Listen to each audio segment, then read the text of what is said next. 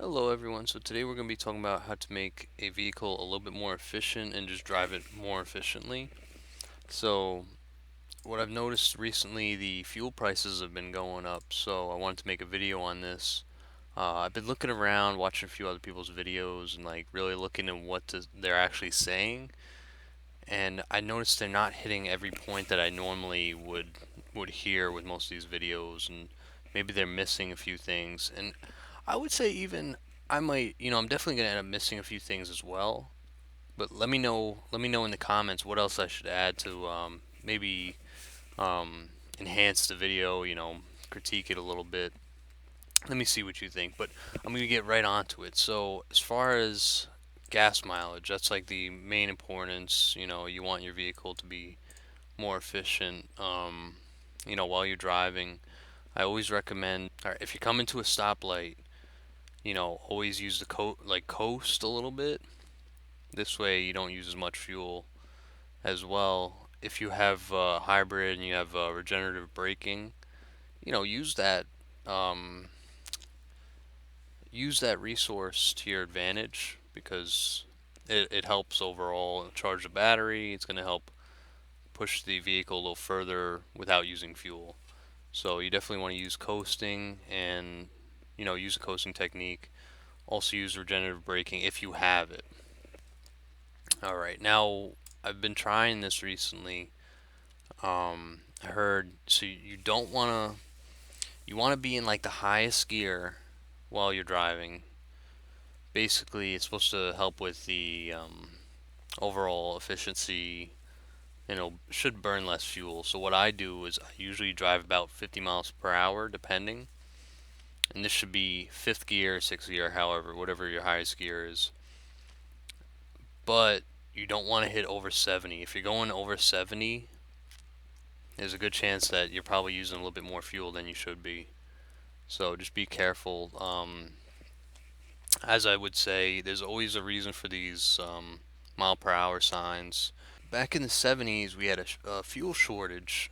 So what they did was the miles per hour would be increased originally. So maybe it might have been like 75, 70, 80. I'm not 100% on what they set it to, but the LIE, at least on Long Island, was set to, I believe, 75 as well.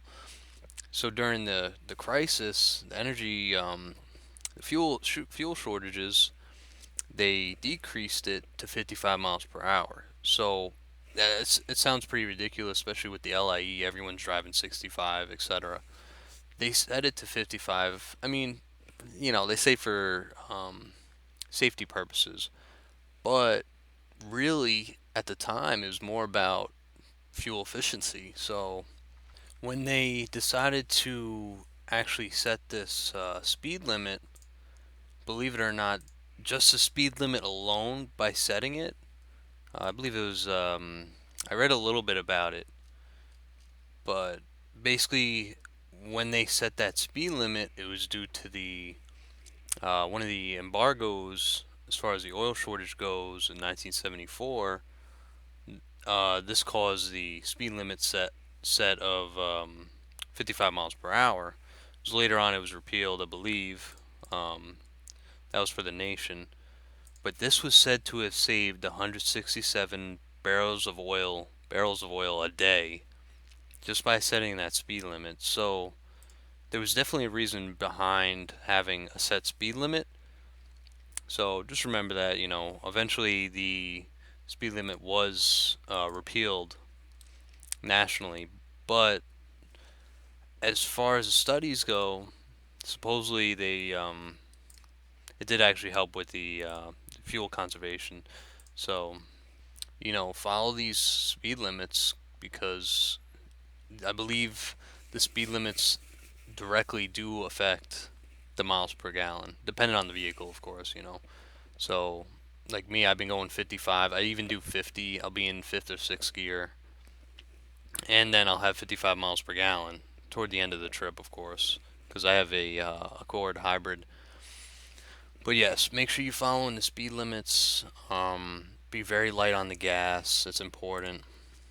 Um, Try not to go over 70. Try not to rev it up too fast, the vehicle. Another topic we're going to be talking about oil changes and tune-ups. Always make sure when the manufacturer wants you to do an oil change or a tune-up, make sure you're getting those done on whatever basis they want you to do it. It's important that you keep everything up to date and well maintained because this is going to help you with your overall mileage as well. What I like to think, this is another thing not a lot of people really think about when you're driving your car. Before you go off, make sure you pack it and try to pack light if you can. I like to lighten up the load. Apparently, every 100 pounds is like 1% mile per gallon. Some along those lines. It has some effect to the mile per gallon overall. So just be aware. Don't be popping concrete in the back of your car or your truck and driving around with that all day. Every week. Um, Another thing, what I would recommend, try cruise control. Apparently, from what I've heard, I don't have cruise control on my car, but I see like I'm trying to keep it at a steady 50. It's going to automatically keep it at a steady 50, 55, whatever you set it to. And keep trying to keep it steady actually does help miles per gallon. So overall, I would say cruise control is probably what you want to use. Another thing I've heard, this is like not really preference. It depends on the car, of course, because some cars really just like regular fuel. But some vehicles also do perform better with higher premium, like premium fuel. So you could try that, and that should help it burn cleaner. Should help it. Um, it should overall increase your MPG. It shouldn't decrease it by any means. But look into your manufacturer's guide to see what they recommend, of course. Another thing to think about though is the tire tread. Are your tires in good shape? Are they new? Are they a few years worn? Do you need new tires?